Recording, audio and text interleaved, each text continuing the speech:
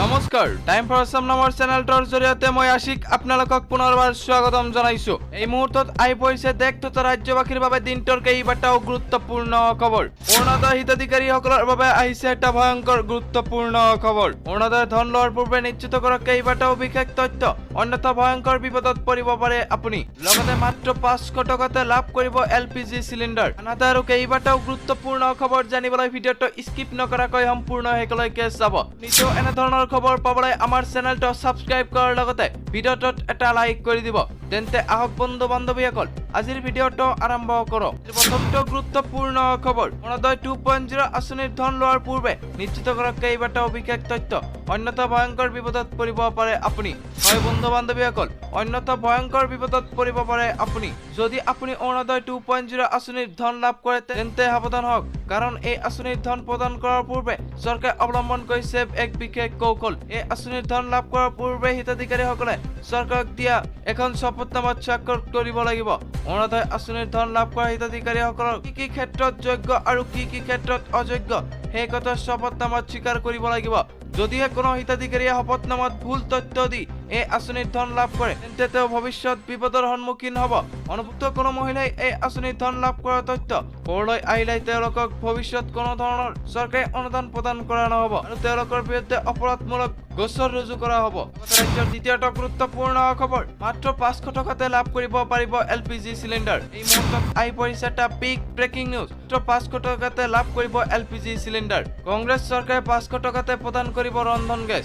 মধ্যপ্ৰদেশত জনতাৰ বাবে বৃহৎ ঘোষণা কংগ্ৰেছ চৰকাৰ গঠন হলে মহিলাসকলে মাহিলীয়ে পাব 1500 টকা। লগতে 100 টকাতে প্ৰতিঘৰ লোকে লাভ কৰিব 100 ইউনিট বিদ্যুৎ সেৱা। চৰকাৰ গঠন হলে কৃষকসকলৰ ঋণ মাফ কৰাৰ ঘোষণা চৰকাৰ। লগতে ৰাজ্যখনত পুৰণি পেঞ্চন প্ৰৱৰ্তন কৰাৰ ঘোষণা। সমাগত মধ্যপ্ৰদেশৰ বিধানসভা নিৰ্বাচনৰ বাবে জোৰদাৰ প্ৰচাৰ কংগ্ৰেছৰ। লগতে ৰাজ্যৰ তৃতীয়টো গুৰুত্বপূৰ্ণ খবৰ, বুধবাৰৰ পৰা কাৰ্যকাৰী হোৱাকৈ অসমত বৃদ্ধি পালে ডিজেলৰ মূল্য। এই মুহূৰ্তত আহি পৰিছে এটা বিগ ব্ৰেকিং নিউজ। অত্যাৱশ্যকীয় খাদ্য সামগ্ৰীৰ ধাৰাবাহিক মূল্য বৃদ্ধিয়ে কৰা ৰাজ্যবাসীৰ বাবে এটা বেয়া খবৰ আহিছে।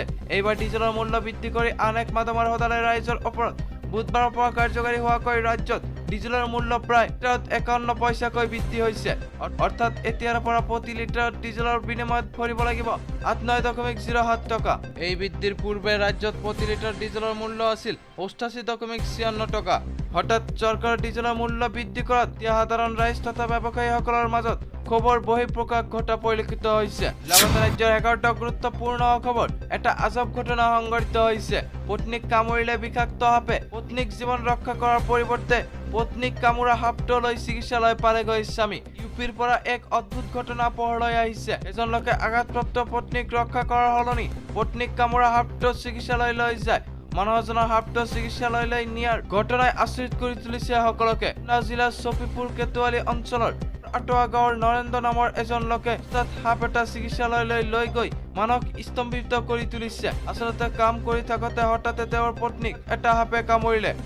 মহিলাগৰাকীক চিকিৎসাৰ বাবে জিলা চিকিৎসালয়লৈ প্ৰেৰণ কৰা হয়। তেওঁৰ স্বামীক এই দুৰ্ভাগ্যজনক ঘটনাৰ বিষয়ে অৱগত কৰা হয়। আশ্চৰ্যজনকভাৱে পত্নীৰ খবৰ ল'বলৈ মানুহজন একেবাৰে চিকিৎসালয়লৈ নাহিল। তাৰ পৰিৱৰ্তে ঘৰলৈ গৈ সাপটো ধৰি চিকিৎসালয়লৈ লৈ গ'ল। দেখি চিকিৎসালয় কৰ্তৃপক্ষই সম্পূৰ্ণ বিমৰত পৰি মানুহজনক সুধিলে যে সাপটো কিয় চিকিৎসালয়লৈ আনিছে।